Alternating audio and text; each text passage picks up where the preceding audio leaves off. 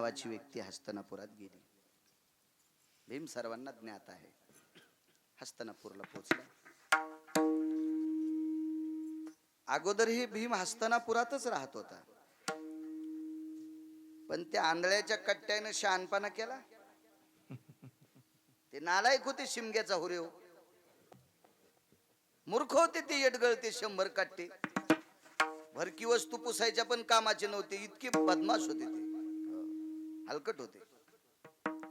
वादिवाद झाला आणि इंद्रप्रस्थ देऊन टाकलं पांडवांनी. आता इंद्रप्रस्थ कुठे? मोबाईलवरच का? कळण भितडासारखे मोबाईल आहेत तुम्हाला, चांगलं पाहत जा त्याच्यावर. कोणाला मोबाईल? आमचा कापूस खुरपू लागले.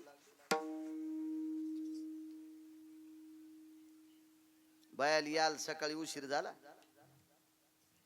पुन्हा आल्या होत्या आणि पुन्हा मग जेवण केले आणि 12:15 खुरपे हातात घेतले.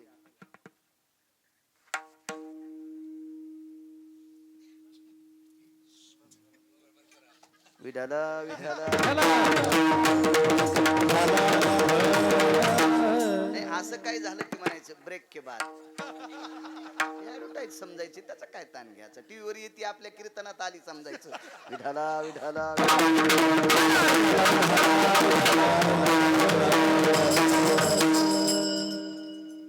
आले तिथे पांडव भीमाला. नालायक दुर्योधन होता. मानस सरोवरावर पाठीलं. भीमदादा, मानस सरोवरावरून सुवर्ण कमळाची फुलं घेऊन या. तसे पांडव हे सदाचारी लोक होते. दुसरी गोष्ट म्हणजे पांडव वारकरी होते मामा. गिरगावचा बाळू सांगतोय म्हणून ऐकायचं नाही. पाहती पांडव अखंड वनवासी, पाहते पांडव अखंड वनवासी,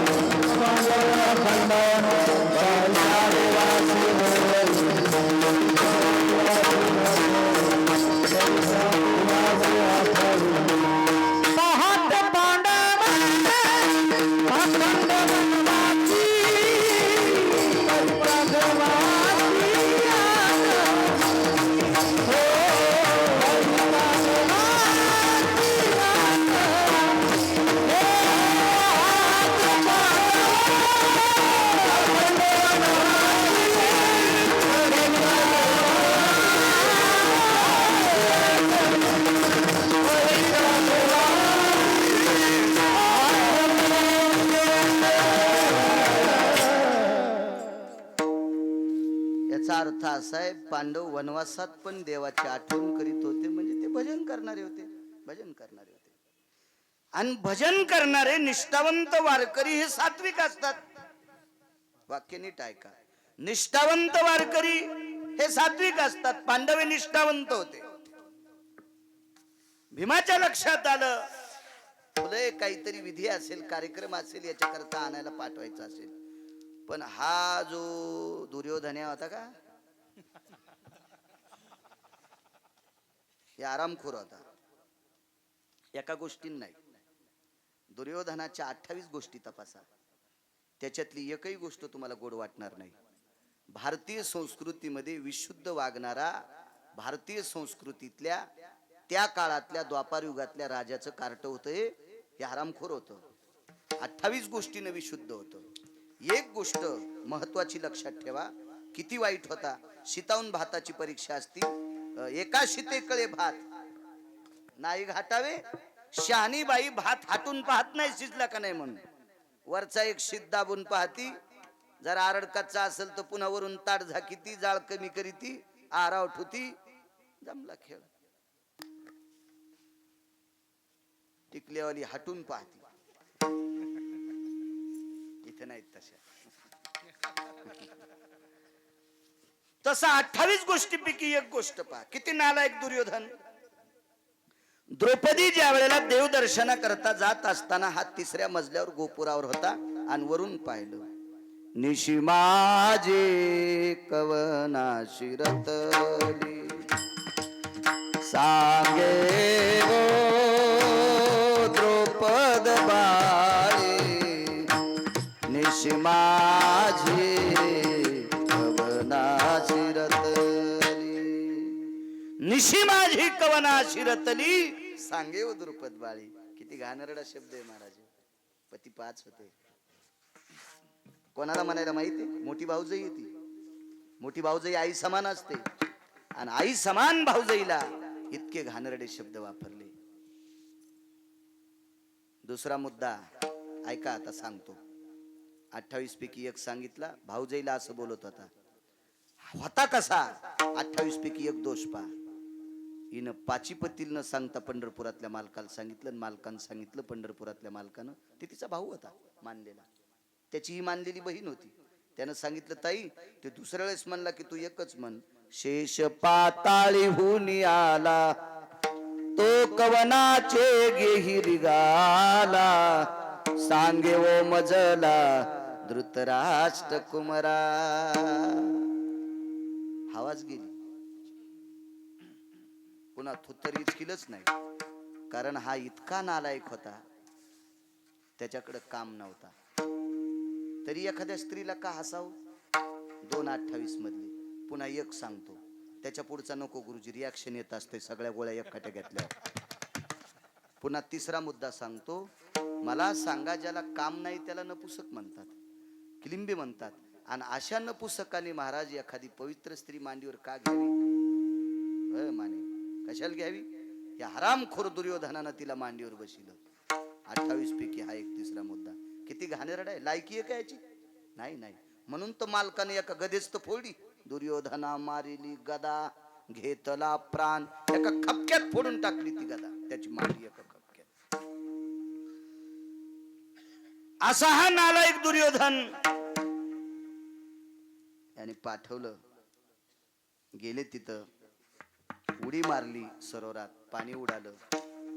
दुर्योधनाला माहित होतं तिथं मारुतीराय अनुष्ठानाला बसलेत. 19 संन्याशापैकी 1 नंबरचा संन्याशी तिथं बसलेला आहे. पाणी उडाल्याच्या नंतर मारुतीरायाचं अंग भिजलं. ओरडले मारुतीराय, कोण आहे रे? भीमा राजपुत्र आहे. त्याला 9000 नागाचं बळ आहे. आणि एवढ्या नागाचं बळ असल्यावर ते वानरायला भेटय का? पण त्याला माहितच नाही वानर किती अधिकारी आहे. माणसं बऱ्याच वेळेस वरच्यावरच जातील. आमची ते एका माणसाची टोपी इतकी कडक होती आणि एका माणसाला राहाचा नाद साधा होता. बँकेत कोटीन धोत्राला गाठी आणि त्याला जमीन होती 80 एकर. आणि ज्याची टोपी कडक त्याची बायको 17 भाईचा कापूस आहे. पण पाहुणे पुढे गेले की त्याला आधी रामराम घालीत होते. म्हणजे ते वरच्याहून जात होतं, कपड्याहून वर. माणसं बरेच असे फसत बरं का वरच्याव. वरच्याव नाही गेलं पाहिजे. मसळ घेताना अंगापिंडाने घ्यायची नाही. कातळ पातळ कातड असलं पाहिजे, ती दुधाला बरी असते. आणि सरबट कातड्याची पेंडीचा दुश्मन. मका खाय, कडोळ खाय, कडवा खाय, पेंड खाय, ढेप खाय, दूध चिलमीत पण देईन. वरच्या देखावर काय नसते. बैल हा चल तू कसा घेत असते, चलण्यावर घेत असते बैल. खपके बैल आणले टेम्पूत आणि कापसाला धरल्याबरोबर फिरून पावलं टाकू लागले कापसाच्या मुंडकी. अरे म्हणलं यायला शुक्रवार दाखवा, यायला शुक्र. हे साळी कुठे येत म्हणलं. हो फिरवून मुंडकी. हो उसात आऊत धरलं कव्हाच कणाला नाही, मधल्याच ठोक्यात पाय पडायचा त्याच्या. बेलफटी सोडूनच. तुम्हाला कोणाला बेलफाट्या कळत नाही तर तुम्ही उग काय हसू नका गडे. नका नका नका नका. तुमचे चेहरेच सांगत आहेत खाती के गालन ना हाती के बालन. म्हणजे यायला वाटावं, यायला लयच आवता आणता येत का नाही. तसं नाही तसं नाही. विठ्ठला विठ्ठला.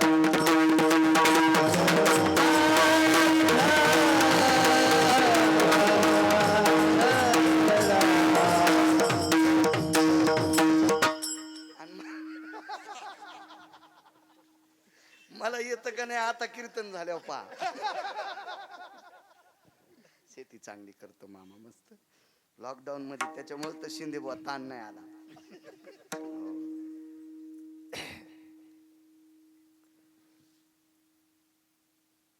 मारुतीरायाला साधं समजिलं, वानर समजिलं भीमानं. वानर वानर.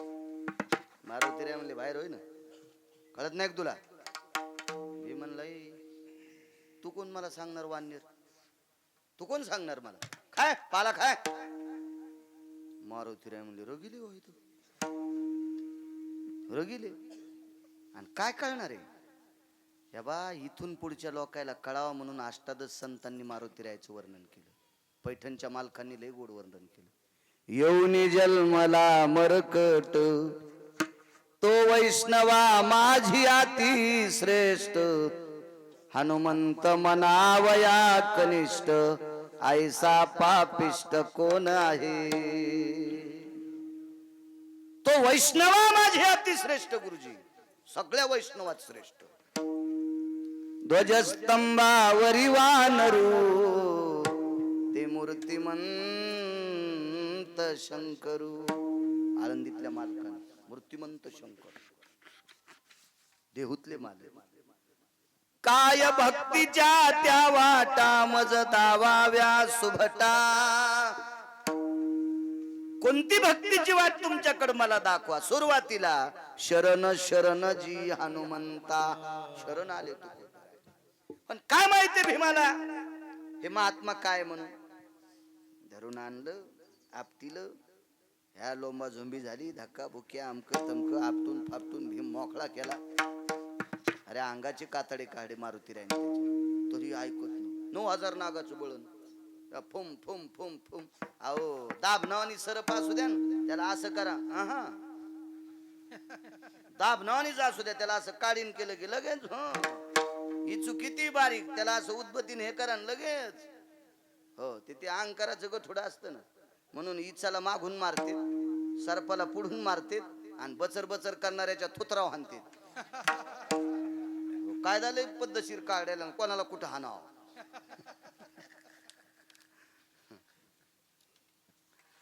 9000 नागाचं बळ म्हणलं काय. शेवटी मारुतीरायाने विचार केला, ताकदवानीकडे कोणाचं असावं. नाव सांगत नव्हते, सांगितलं. आई वडिलाचं नाव सांगितलं. अरे म्हणे पन्नू राजाला आपत्ती होणार नव्हती, शाप होता. झाली कशी? दुर्वासाच्या प्रसादाची आम्ही, त्याच्यातला मी वरुणाच्या वायूच्या प्रसादातला आहे. वायूच्या प्रसादातला भीम होता. एक प्रसाद दिला वायूचा. मारुतीरायाच्या लक्षात आलं आपला भाऊ आहे, भावानं भावाला मारू नये. आलिंगन दिलं. आलिंगन देत नव्हता भीम. भीमाच्या लक्षात आलं 2-4 घंटे यानं आपटू आपटू हाणलंय. आता जर आलिंगन दिलं तर आपल्या फासोळ्या तुराट्या मोड्यासारख्याच मोडी. याच्यात लय ताकद आहे. कडबा मोड्यावानी कडा कडा कडा कडा हाड मोडून टाकली. भीमानं तटस्थ भूमिका घेतली. भीमाच्या अंतकरणात शंकेची खिचडी शिजली आणि भीम तटस्थ राहिला. मारुतीरायानं आलिंगन दिलं, पण 4 अंगाला चिटकले. 4 अंग चिटकले, अष्टांग असते, 4च अंग चिटकले आणि 4 मोकळे राहिले. आलिंगन सुटल्याबरोबर संकल्प सोडा, माझं अंग तुझ्या अंगाला जिथं जिथं चिटकलंय तितकं वज्राचं होईल.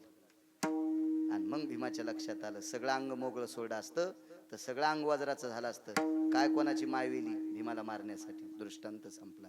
एका महान योग्याच्या, एका नामधारकाच्या, एका तप्याच्या, एका सिद्धाच्या, मारुतीराय सगळ्या यादीत आहेत. ऋषी मुनी योगी जपी तपी अनुरागी साधक वारकरी, या सगळ्या गोष्टीत मारुतीराय नंबर 1 आहेत. आणि त्या मारुतीरायाच्या अंगाचा स्पर्श झाल्याबरोबर अर्धांग वज्राचं. पंढरपुरातला मालक करू शकत नाही, कारण त्याला सगळं बायोडाटा बघितल्याशिवाय करताच येत नाही. पंढरपुरातल्या मालकाला सांगितलं अर्ध मारुतीरायाने वज्राचं केलं, आता अर्ध तुम्ही करा. तर ते म्हणले तुझ्या बायोडाट्यात तुझी कणगुळी पण वज्राची होणार नव्हती असं लिहिलेलं आहे. तुझ्या बायोडाट्यात तुझी करंगळी पण वज्राची होणार नाही असं लिहिलेलं आहे. पण संतांच्या संगतीमुळे तुझं अर्धांग वज्राचं झालंय. मग तुम्ही नाही म्हणले, आम्हाला बायोडाट्याशिवाय काही करता येत नाही. कर्मे श्रीराम वनवास.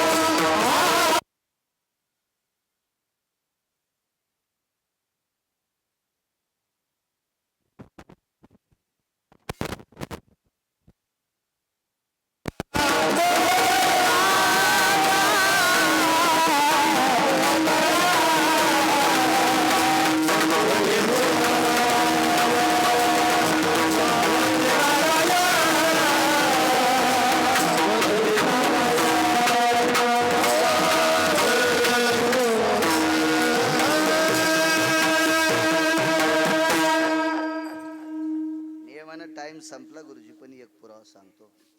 मला वाटते मागे एकदा आलतो मी, अशाच कार्यक्रमाला आलतो. त्यावेळेला दादा होते, पाष्टे दादा. तुमच्याकडेच कार्यक्रम होता का? हो. तुटला आयुष्याचा दोरा. यावेळेस हाचा कार्यक्रम असो. एक चक्रवेन नावाचा राजा होऊन गेला. ऐक जा भारतातल्या राजाचं चरित्र, बघा जा मोबाईलवर. या पवित्र देशाला एक राजा लाभला. तो राजा ज्या मातेनं 9 मास 9 दिन पोटात सांभाळला, त्या मातेचा कालचा जन्मदिवस. राष्ट्रमाता जिजाऊ आई साहेब. 12 जानेवारी. या पवित्र देशाला 5वा राजकारणी राजा दिला. 1 नंबरचा डॉन कृष्ण, 2 नंबरचा विदुर, मधले सोडून द्या. 5व्या क्रमांकाचा राजा रयतेचे राजा छत्रपती शिवाजी महाराज. 6वा या 5 लोकांसारखा आपण आहेत तोपर्यंत जन्माला येणार नाही. मी पण तुम्ही पण. 5च डॉन जन्माला आले, फक्त 5. त्याच्यापैकी रयतेचे राजा छत्रपती शिवाजी महाराज. काल पुनश्च एका विवेक संपन्न व्यक्तीचा जन्म. त्यांचं नाव स्वामी विवेकानंद. त्यांचाही काल जन्मदिवस. रामकृष्ण परमहंसांचे शिष्य. एकदा रामकृष्ण परमहंस आणि विवेकानंद एका गावात गेले. चक्रवेंचं आलं लक्षात हे सांगायला. ना दे दारे धरता धरता गवत उपटायचा. त्याच्यामुळे मग लांबत ते. एका गावात गेले उबाळे बाबा, तर त्या गावामध्ये विवेकानंदांचे परमहंसांना मानणारा एक अत्यंत सात्विक व्यक्ती होता. परिस्थिती नाजूक. महाराज त्याच्याकडे जेवायला केलं. जेवले त्याच्याकडे 2 जण. पण पाऊस चालू असल्यामुळं झोपण्याची अवस्था त्याच्या घरी नव्हती. मग त्याच्याच गावातल्या एका व्यक्तीला सांगितलं, तुझ्याकडे रामकृष्ण परमहंस आणि विवेकानंद आरामा करता येतील. ते म्हणला, माझ्याकडे जागा भरपूर आहे रे, पण आमची कट्टी ओरडती. बारीक लेकरू होतं, त्याच्याकडे मुलगी होती. इतकी ओरडायची रात्रंदिवस टहाटहाच करीत होती ती. काय असेल देव जाणे.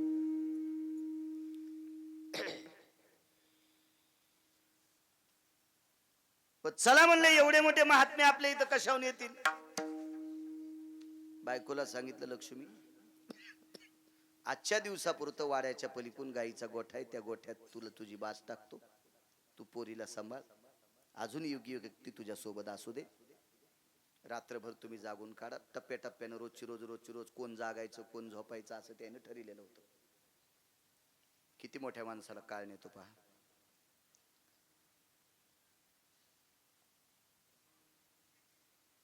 आले महाराज, अंथरुण टाकले.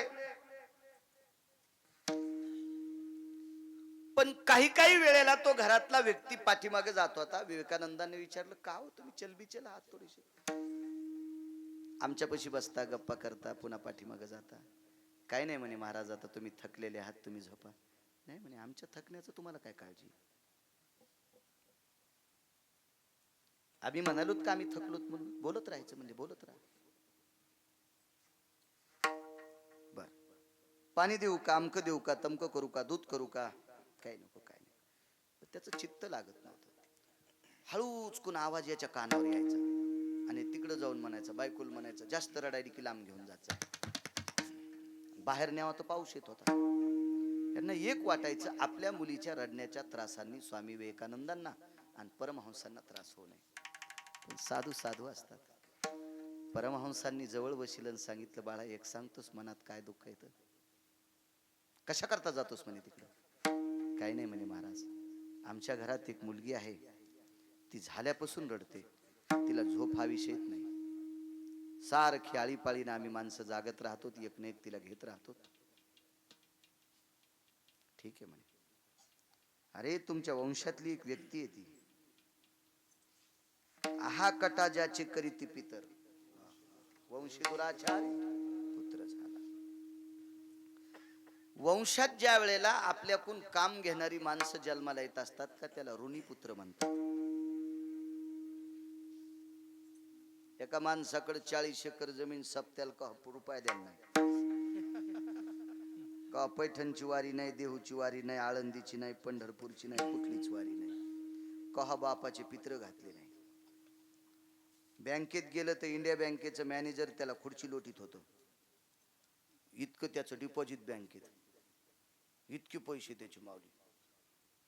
पण मुद्दाम दात घाशीत शेजाऱ्याच्या दारात जायचं, मग त्याला म्हणावत लागत होतं, धुवा तोंडन घ्यायच्या.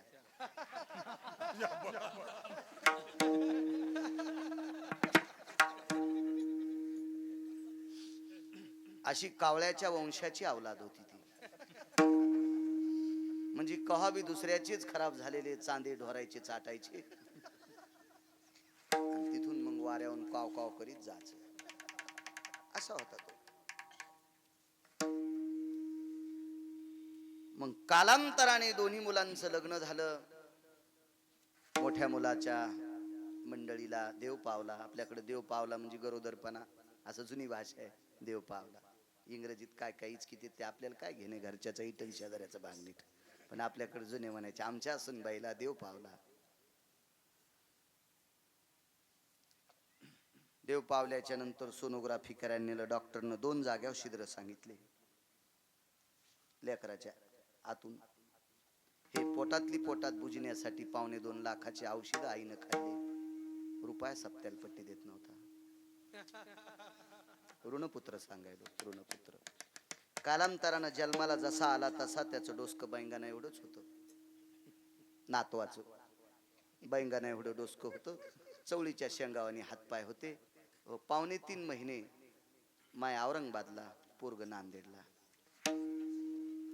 बाप गिरगावला पेढे वाटायला, मला बब्या झालाय, मला बब्या झालाय. माय तिकडं, पोरग इकडं. 2.5 महिन्याच्या नंतर रोज 1700-1800 रुपये रोज होता. बऱ्यापैकी मुलगा आलून मोठं झालं, वराटेवानी झालं, का जात्यावरल्या दगडावानी झालं. मग बऱ्यापैकी मोठं होत होत होत होत आनंदाचं मिटलं जरसं बऱ्या. तरी दीड हप्त्याला 15-20 दिवसाला बारीक सारीक दवाखाना होता. कधी नाक गळायचं, कधी काही गळायचं, कधी काही, असं सुरूच व्हायचं त्याचं. इकून तिकून ते दुखणं भागणं कमी झालं. एक जणाचं ट्रॅक्टर धाका होतं, त्यानं उताराला लावून ठुलतं. हे पोरग नेमकंच चलतं झालं, ट्रॅक्टरच्या स्टेअरिंगवर बसलं, स्टेअरिंग फिरली, उटी बाजूला गेली आणि पुढी टाकली, पुढं ईर होती, ट्रॅक्टर नवच होतं, बॅटरी खराब होती, सगळं बसलं. 7.25 लाख रुपये जाग्यावर घेतले. सप्त्याला रुपया देत नव्हता. रुपया देत नव्हता. मग काय तिथून पुढे कोणाच्या खिडक्यावर काचाव दगड हान, खिडक्या फोड, 2-4 हजाराची खिडकी भरून घे, काय घे, आमक घे, तमक घे. हो, 9 एकर जमीन विकावं लागली, रुपया देत नव्हता सप्त्याला. हे अशी ज्या वेळेला आपल्या घरात जन्माला येत असतात ना, मग काय होत असतं माहितीये का, चांगलं काम करायच्या अगोदर लोक आम्हाला पत्रिका दाखवतात, महाराज आमचं बघा बरं. मग आम्हाला तुम्हाला कसं नीट करायचं ते देवानं आम्हाला त्यासाठीच पाठवलेलं असतं. हे अमक्या अमक्या शांतीवर आलेलं आहे बरं का. मग हे असं करावं लागतं. आता आम्ही सांगल ती दिशा, ते पूर्व काळ असतोय, आम्ही सांगितलेलं त्याच्यात काही चूक करायचंच नसते. त्यातली त्यात हे गिऱ्हाईक आमचं लय ऐकत आहे. बापा बापा बापा, हे नवऱ्याचं ऐकायचं नाही, सासऱ्याचं ऐकायचं नाही, महाराजांना सांगा पर्व काळ. संक्रांत आली, मी एका गावाला भागवताला होतो. आमचा शेजारी म्हणला लॉकडाऊन मध्ये धकलं बापा, पण औंदाच्या संक्रांतीला आता साडी आणावं लागती. मी म्हणलं मग आणा ना. ती 22,000ची पैठणी आणायची म्हणायली, ती का साधन याच ती काय. अरम्यान अन्न पाईपलाईन केली, सगळं झालंय, आमकय तमकय, सोयाबीन गेलं, फुलत 7200 इकलं नाही. आणि आता 5.25 नाही इकायला, काय इकू. कापूस म्हणले 12 आणि 13,000 होईन, 51,000 टन घेतला इकत डबल. आता कशाचा वाढ होतो आणि कशाची साडी घेऊ म्हणला तिला. तुम्ही देता का. आणि मी म्हणलं मग मला नाही का बायको. तुझ्या बायकोला 22,000ची पैठणी, मग रोजची रोज ढवळे शिपी धोत्र धोती. 72च्या दुष्काळात मिलू खाल्ले, आंबाड्या खाल्ल्या, बरबड्या खाल्ले, भाजीचे पिळे खाल्ले, कन्या घुगऱ्या खाल्ल्या, आणि 20 एकर जमीन पोराला जशाल तशी ठुली मामा. म्हातारपणी पोरग जरा त्या सफरचंदावानी गालाचीच्या नादी लागलं, आणि ज्यानं 20 एकर जमीन कमवून ठेवली 72च्या दुष्काळात, त्याला सांभाळीने गेलं. ते मला भेटलं म्हणे, महाराज मी 20 एकर जमीन. मी म्हणलं 72च्या दुष्काळात याच्यातली 19 एकर इकायला पाहिजे होतीस, आणि म्हातारीला घेऊन गोव्याला जायला पाहिजे होतस. ह्यो भाडवा डायरेक्ट नाशिकला गटार उपसायला पाठवायला पाहिजे होतास. तो चूक केलीस म्हणलं. मिलू खाल्ले, सांबाड्या खाल्ल्या, बरबड्या खाल्ल्या, कन्या खाल्ल्या, आणि ह्या हराम खोराला 20 एकर जमीन कमवून ठेवलीस. सांभाळीने गेले ते. गावातलं भजन कशाला म्हणतात पहा. गावातला एक सामान्य माणूस होता, प्रतिष्ठित माणूस होता, अंतःकरणानं, पैशान मोठा नव्हता, अंतःकरणानं फार मोठा होता. सात्विक होता, वागण्यात गोड होता, बिनचूक वागणारा होता. काठी टेकीत घरी गेला आणि सांगितलं, बाळा अरे त्या बाबाचे हाल पाहिले रे म्या. अरे एका टायमाला जेवले रे म्हातारी. त्याने व्यवस्थित भाकरी नाही खाल्ल्या रे. तुला 20 एकरचा तुकडा ऊसाचा कमवून ठेवला, 2 कोपऱ्यात 2 विहिरी येतात, स्वतः लाईन वळलेली आहे गावात, स्वतः रानात रस्ता नेला इतका चांगला, तुला 20 एकरचा प्लॉट घेऊन तुलाय. अरे काय काय काय किती खडे खाल्लेत त्याने. त्या म्हाताऱ्यानं सांगितलं, आणि संध्याकाळच्या पोरग मायबापाच्या पाया पडलं आणि मायबापाला घरी घेऊन आलं. पोराला इतकं चांगलं सांगणारा जो माणूस आहे का, त्याला 1 कोटी स्वतः सप्ते केल्याचं पुण्य मिळते. 1 कोटी याचं नाव भजन आहे. विठाला विठाला विठाला.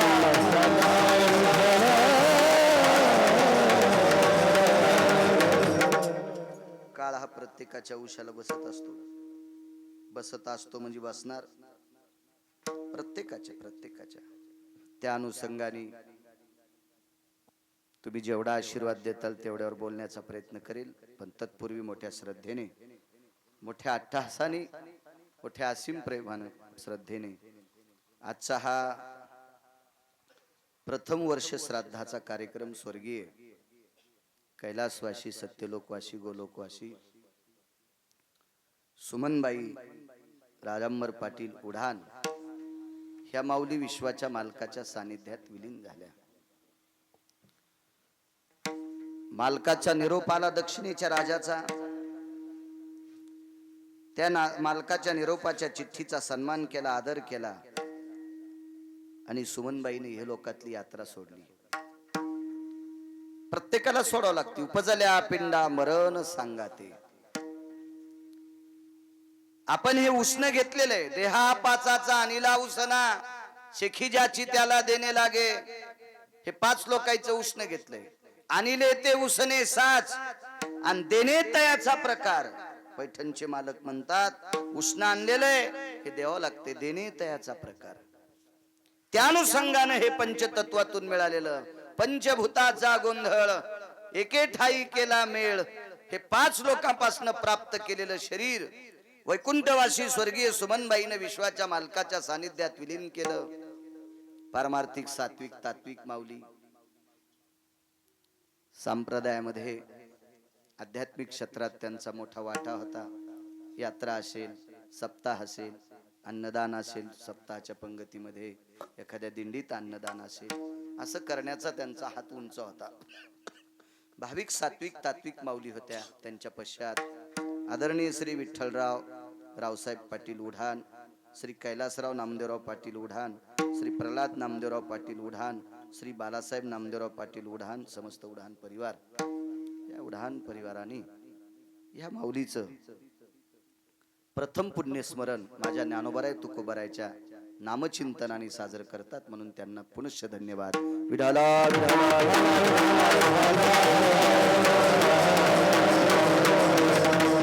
कार्यक्रमाला हरिभक्तीपरायण आदरणीय अंकुश मामा आहेत. मामांना सुद्धा प्रणाम. हरिभक्तीपरायण उबाळे बाबा आहेत, त्यांना प्रणाम. हरिभक्तीपरायण आमचे हरिदास महाराज, त्यांना प्रणाम. हरिभक्तीपरायण राजेंद्र महाराज, महाराजांना सुद्धा प्रणाम. हरिभक्तीपरायण टेकाळे बाबा, तुम्हाला सुद्धा प्रणाम.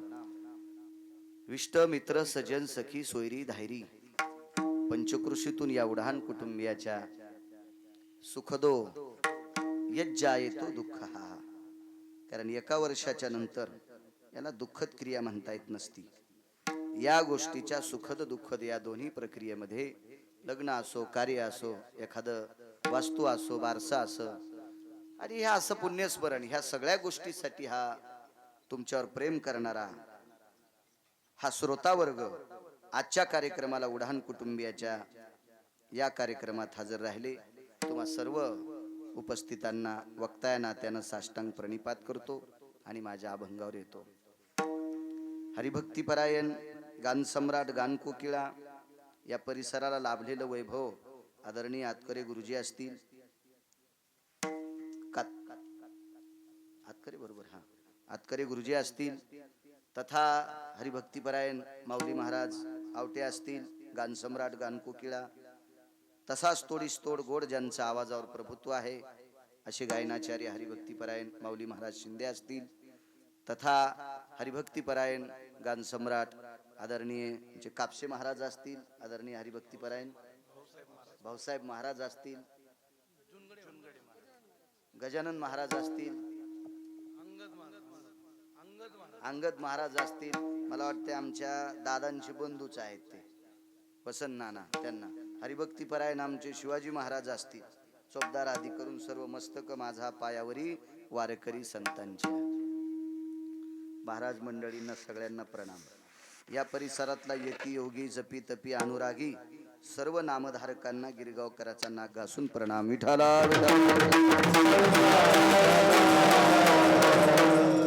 येऊन या काळ बैसलासे उसा जाकी तो शिकायचा डोळ्यात. काळानं आतापर्यंत कोणाला सोडलेलं नाही. की तो किती मोठा असू द्या. रावणाकडे 127 विद्वान होते. रावण हे विद्वत्तेमध्ये त्रेतायुगातलं अनन्य साधारण महत्वकांक्षी रत्न होता. रावण हा त्रेतायुगातला विद्वत्तेतला अनन्य साधारण महत्व एवढा मोठा विद्वान रावण होता. काम चुकीची केली थोडीशी 2-3. त्या चुकीच्या कामामुळे पदरात फार मोठा दगड पडला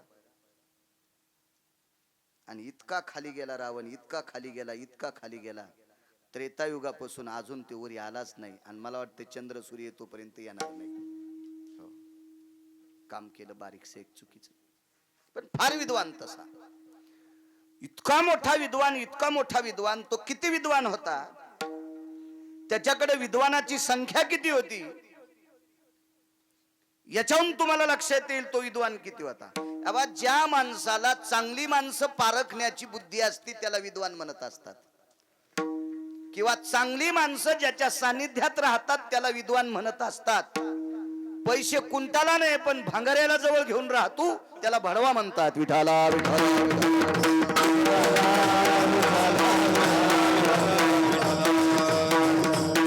पैशाला काय नाही. पैशाच्या बाबतीत काही काही एक जण परवाला एक मित्र भेटला काल परवापासून कीर्तन करायला. काय नाही म्हणलं, आपलं लय चांगलं झालं आणि आता का नाही आपल्याला काही चिंताच नाही. मी म्हणलं नेमका झालं चांगलं तो किती? काय नाही म्हणला, 3.5 एकर जमीन, याच्यातच चांगलं म्हणायला. लय अल्पसंतुष्ट आहे श्री म्हणलं तू. काय काय काय काय काय काय काय त्याच्या पैशाचा विचार केला तर आपण चिल्लर येत. एक दुसरी गोष्ट सांगू का, मी एकदा उत्तर भारतात गेलो. 2734 कोटीची प्रॉपर्टी, 2734 कोटीची प्रॉपर्टी एकाच महाराजाची. आपण किती बसतो त्याच्या तराजूत? गुरुजी आहे का? सगळे सगळे सगळेच काय विषय, लय मोठे श्रीमंत लोक. चला असू द्या, माणसं चांगली जवळ ठेवली पाहिजे. रावण हा इतका विद्वान, त्याने 127 विद्वान जवळ केले. एक विद्वान ऐकत नव्हता त्याच. कुंभकर्ण आणि विभीषण या दोघांना पाठवलं, त्याला आपलंस करा. येऊन या काळ बैसला शिवसा सांगतोय महाराज, त्याला करा म्हणे आपलंस. विभीषणानं वाटेल ते प्रयत्न केले. सात्विक होते विभीषण, पारमार्थिक होते, शक्यतो भजन करणारे होते. स्वार्थी असू द्या पण भजन करत होते. ऐकलं नाही त्याने.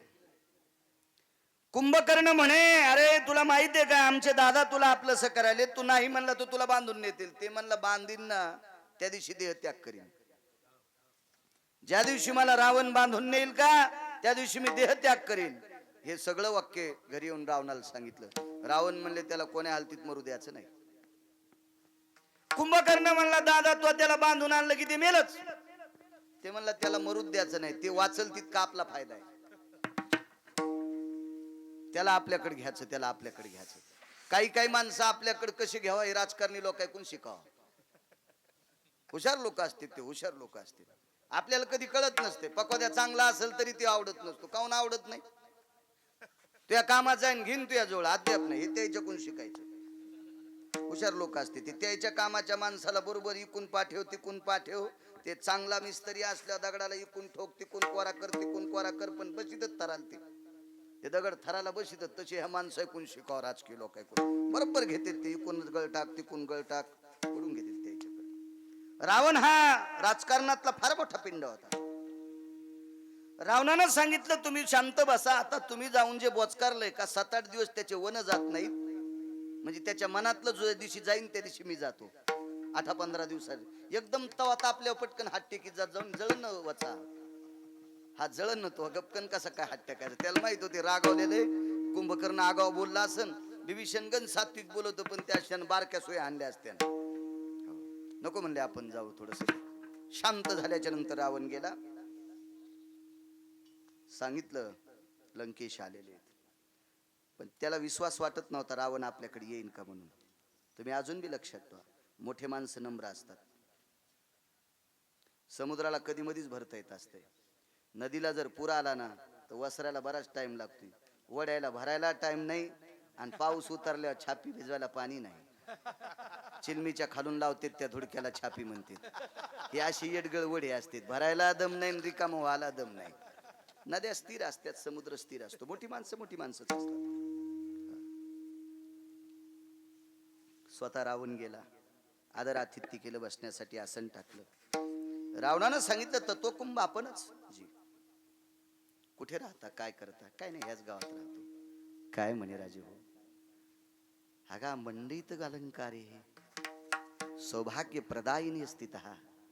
अरे गळसरी आणि गळसरी खुटीला अडकिली म्हणले. अरे गळसरी सोबत असती सौभाग्यवती स्त्रीच्या गळ्यात, आणि काय खुंटीला अडकून फायदा आहे.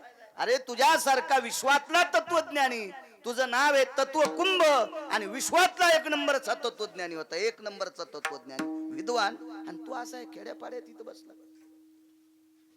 खेड्या शब्द चुकीचा गेला काय, ह्या सामान्य माणसात बसलास. पुन्हा लोक म्हणायचे खेड्याला येडपटवाणी समजायला काय, कारण युट्यूब चालू आहेत ना, लोक कुठं बोट लावून फाडतील त्याचा मिळत नाही. अरे तू काय काय उपयोग काय तुला या सामान्य माणसामध्ये, कशाला बसला तू इथं. एवढा मोठा विद्वान तू ज्या त्या ठिकाणी असावं, काही काही गोष्टी असल्या पाहिजे. अख्खं गाव संन्याशाचं, एकही त्या गावात संसारिक नाही, आणि तिथं दुकान टाकलं लुगड्याचं. कसे लुगडे इकते नुबाळे बाबा. एका गावात एकाही माणसाला डोळा नाही, अख्खं गाव आंधळ्याचं, आणि दुकान टाकलं चष्म्याचं. अगा अंधाची या गावी दर्पणाचे दुकान, आंधळ्याच्या गावामध्ये दर्पणाचं दुकान कसं चलल, संन्याशाच्या गावात लुगड्याचं दुकान कसं चलल. अरे तू एवढा मोठा विद्वान, यांना तुला फायदा नाही आणि तुला यायचा फायदा नाही, तू माझ्याकडे चल. मोठी माणसं हुशार असतात, आणि रावणानं तो कुंभ नावाचा व्यक्ती घरी नेला. घरी आल्याबरोबर कुंभकर्ण म्हणला, आलं बापा, हे तर म्हणलं होतं रावणानं धरल्यावर मी मरण. रावण म्हणला, बचबच करू नकोस, पहिलं काढ नकोस, ते जाईन बर का इथून, आपल्या इथून, तो मुकाडे बस म्हणला. एका कोपऱ्यात ती जहागिरी देऊन टाकली. इतका तर तो कुंभ महाराज आपलासा केला, इतका आपलासा केला. रावणानं त्याला प्रसन्न केलं, पहिलं त्याच्या हातानं प्रभदत्त नावाचं विमान तयार केलं. अशी एका मागून एक 14 विमान तयार केले, पण पहिलं विमान केलं त्या विमानाचं नाव होतं प्रभदत्त नावाचं विमान. सुंदर विमान तयार केलं. 14 विमान तयार केल्याच्या नंतर त्यांनी सांगितलं 15वं बस, म्हणलं आपलं आयुष्य संपलं आता, 15 विमान नको, आपल्याला 14च पाहिजे. 13 विमानाचा आस्वाद घेतला रावणानं, पण एक विमान जशाल तसंच ठेवलं. काय त्याच्या मनात होतं काय माहित. 80,000 लग्न केलते रावणानं, 80,000 रावणानं लग्न केलते. त्याच्यातली मुख्य नायिका मंदोदरी होती. 80 सहस्र सुंदरा कामिनी, माझी मुख्य राणी मंदोदरी. त्याच्यातली मुख्य पत्नी मंदोदरी होती रावणाची. मुख्य फार सुंदर होती ती, अत्यंत लावण्य, अत्यंत सुधार, अत्यंत देखणी, आणि याच्या पलीकडे सांगायचं तिच्यासारखी हुशारच कोण नाही. अत्यंत हुशार होती, फार मर्मज्ञ होती, हुशार होती.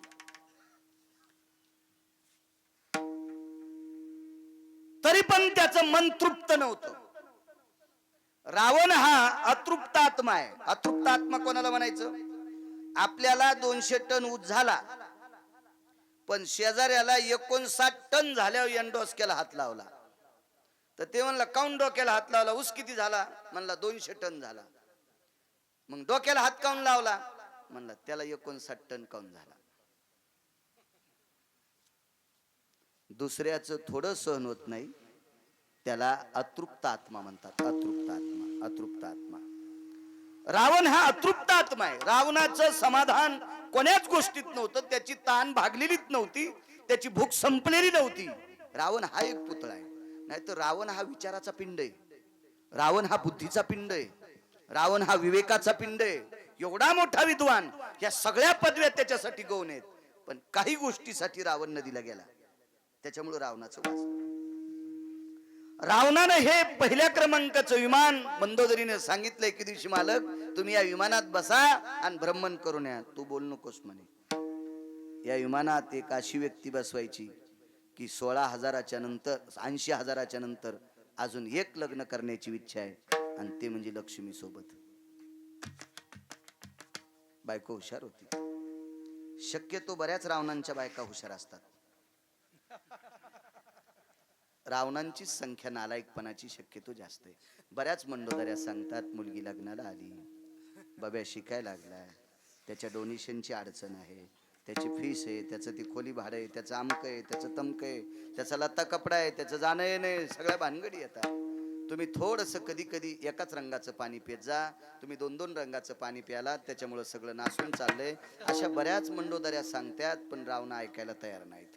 तीही मंडोदरी सांगत होती, मंडोदरी बोले रावणा प्रती, स्वप्न देखिले मी एक मध्यरात्री, नेनो वानर मिळाले किती. ती सुद्धा सांगायची, त्याने ऐकलं नाही, आजही ऐकत नाही. आज काही काही रावण चांगले, मंडोदऱ्या येडपट, कलहीत भजे तळीन. हिच्या कलहीत भजे तळण्यामुळं सट पाईपलाईनचं ढिलं गेलं. नको करू असं मंजुळा, हिशाबात राहिलं पाहिजे. बा, पती आणि पत्नी संसारूपी रथाचे 2 चाक आहेत. पती आणि पत्नी संसारूपी रथाचे 2 चाक आहेत. एक लहान मोठं झालं की रथ तिरपट होत असतो. दोघांना एक संघात राहणे याचं नाव संसार आहे. पत्नीला पतीनं सामावून घेणं, पतीला पत्नीनं सामावून घेणं. जिल्ह्यापेक्षा तालुका मोठा झाला की कलेक्टरला सुधरत नाही कुठं बसावं म्हणून. हिशोबात राहिलं पाहिजे.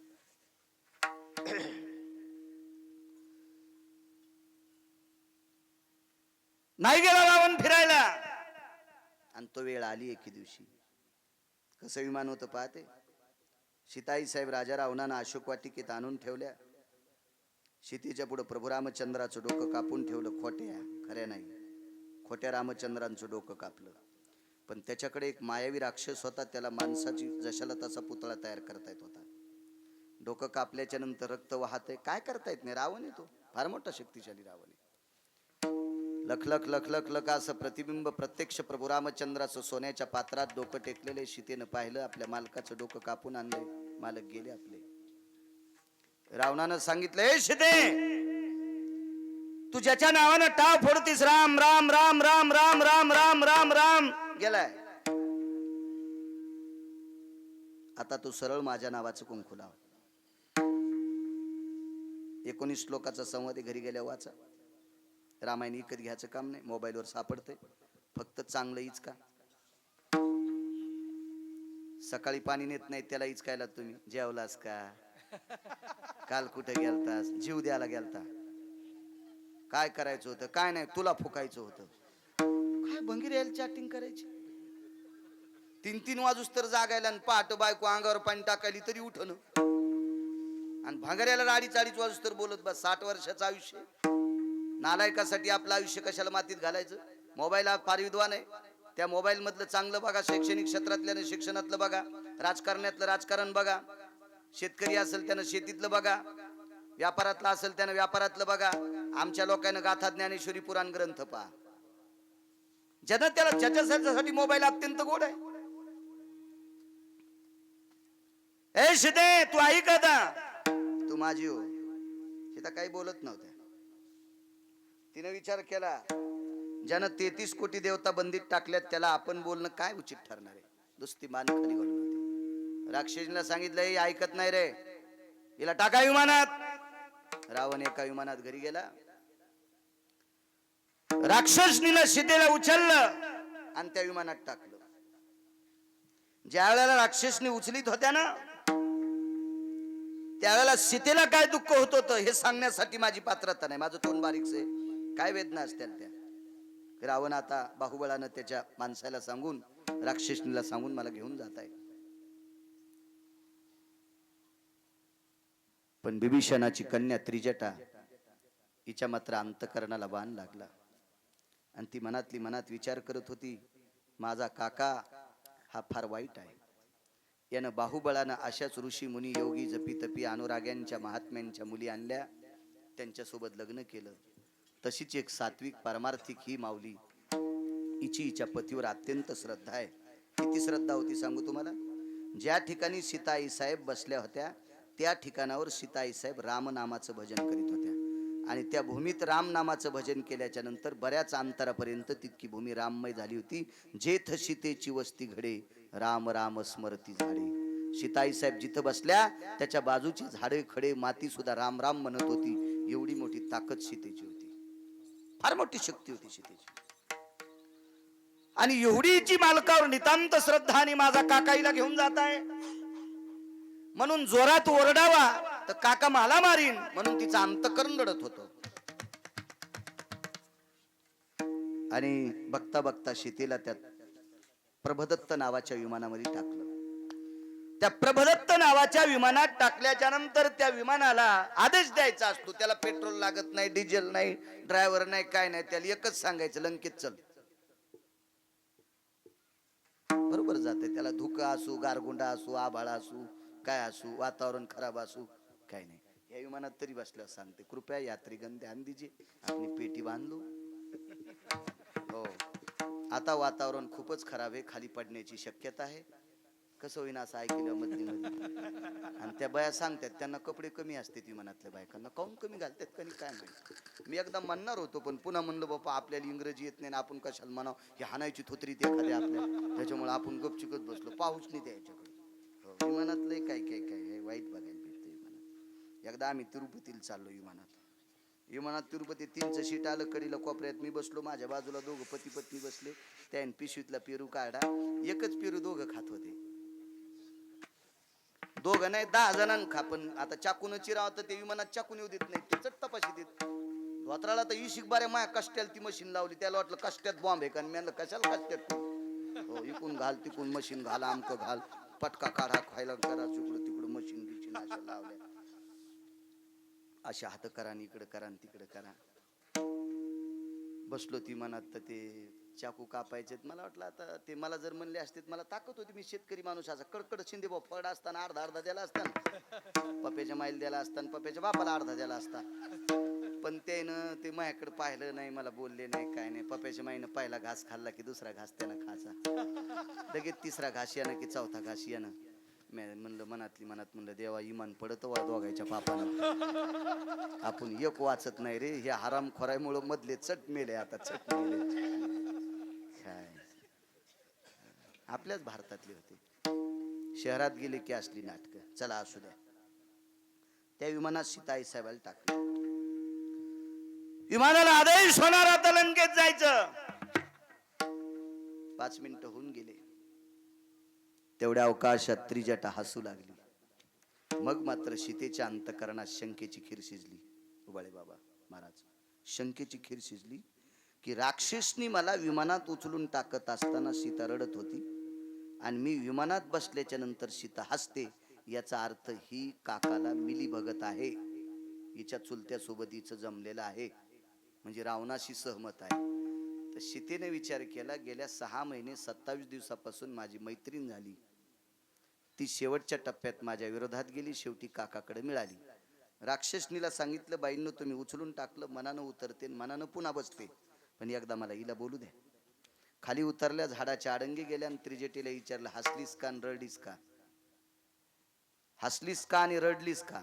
तो कोणतं एकच करायचं होतं, एक तर रडायचंच होतंस, नाही तर हसायचंच होतंस, नेमकं तुझ्या मनात काय? ऐक म्हणले सीते, मैत्रीण समज होती, आवजाव कशी बोलत ती, मैत्रीण आहे.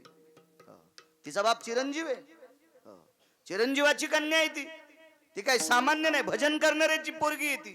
त्याचं भजन काय साधन होतं. तुका म्हणे अग्नी झाला शे शीतळ आणि प्रतापे सबळ नामाची या.